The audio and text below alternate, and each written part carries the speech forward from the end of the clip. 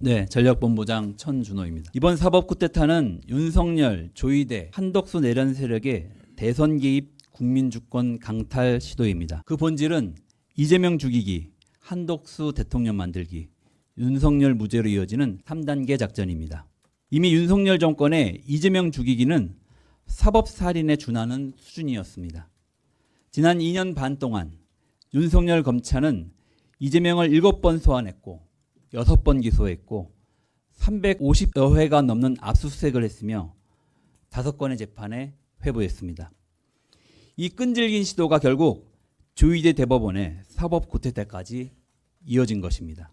최근 한 국민께서 이번 사법 쿠데타에 대해 이렇게 말씀하시는 것을 들었습니다. 엘리트 법조 카르텔이 소년공 출신 이재명을 인정하지 못해 죽이려는 것이다.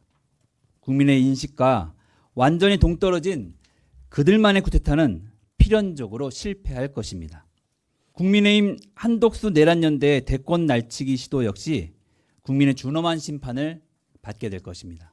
사법 쿠데타를 발판 삼아 내란당 국힘과 윤석열 아바타 한덕수가 대권을 날로 먹으려고 시도하고 있습니다. 경선을 통해 후보를 선출한 지 단 한 후 만에 단일화 압박이 시작됐습니다.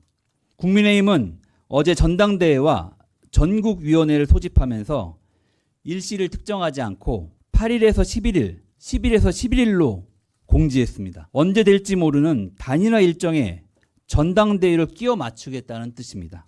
정당 역사상 이런 행태가 있었습니까? 이럴 거면 경선은 왜 했습니까? 당원 주권과 국민에 대한 철저한 무시입니다. 이런 세력이 재집권한다면 국민주권 역시 휴지조각처럼 대할 것이 자명합니다. 5.18 민주화운동을 광주 사태라고 인식하는 한덕수는 어떻습니까? 군사쿠데타와 위헌적 계엄의 항거에서 민주열사들의 희생을 사태로 폄훼하는 이런 인식 수준이라면 12.3 계엄에 저항하고 민주주의를 지켜낸 오늘의 역사에 대해서도 위대한 국민의 배체 혁명이 아니라 사태로 인식하는 거 아닙니까? 만약 한덕수가 대통령이 된다면 우리 국민은 다시 계엄과 학살을 걱정해야 되는 거 아닙니까? 국민의힘과 한덕수의 목적은 분명합니다. 바로 내란 세력의 재집권 이후 윤석열의 무죄 선고입니다.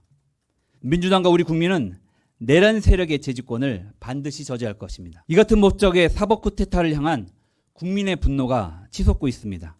윤석열 대법관들의 6만 페이지 소송 기록 열람 과정 등을 공개를 촉구하는 온라인 서명 운동이 이틀 만에 100만 명을 넘어섰습니다.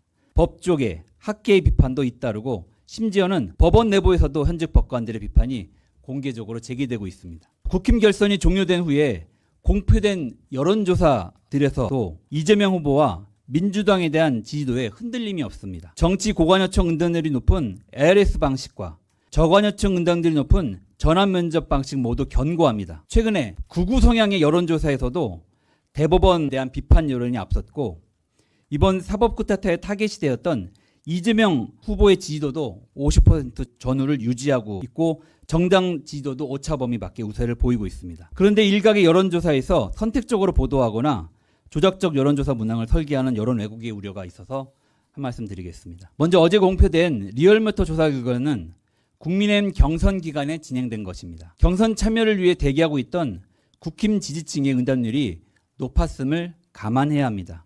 그런 여건에서도 가상 대결에서 이재명 후보 지지도는 김문수 또는 한덕수 지지도에 비해 압도적으로 높았습니다. 대다수 언론에서 이런 점들이 잘 보도되었지만 일부에서는 이 같은 맥락을 무시한 채 정당 지지율 박빙 등의 헤드라인으로 보도되기도 했습니다.